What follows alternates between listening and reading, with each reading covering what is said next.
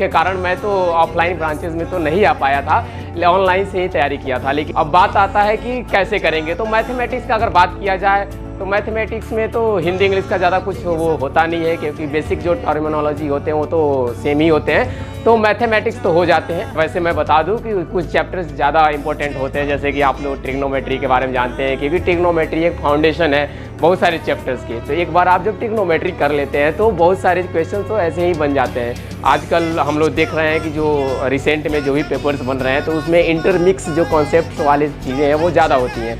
इसलिए हम लोग को सिलेबस को एक फॉर्मेट में करना बहुत ज़रूरी है। अगर इधर उधर से करते हैं तो बहुत सारी समस्याएं आती हैं। तो प्रॉपर वेस में आप अगर जाएं तो ज़्यादा बेहतर होगा, क्योंकि इंटरमिक्स वाले सवाल में थोड़ी समस्या आती है। कभी कभी रिलेशन फंक्शंस के सवाल आ जाते हैं, तो कभी सेट्स के सवाल आते हैं, तो कभी ट्रिग्नोमेट्री का मिक्स करके एक सवाल बना दिया जाता है। तो आइडिया ये है कि अलजेब्रा को आपको अच्छे से कर लेना चाहिए। अलजेब्रा का जो भी पार्ट है, साथ ही साथ मतलब ये जो ट्रिग्नोमेट्री हो गया और आपका ये कैलकुलस वाली पार्ट हो गई, खास करके जो डिफरेंशियल इक्वेशन, ये सारी चीज़ें जो भी हैं, इनको जब आप अच्छे से कर लेते हैं तो आपको एक आइडिया मिल जाता है ओवरऑल कि कैसे भी किसी भी समस्याओं को कैसे सुलझाना है मैथमेटिक्स में।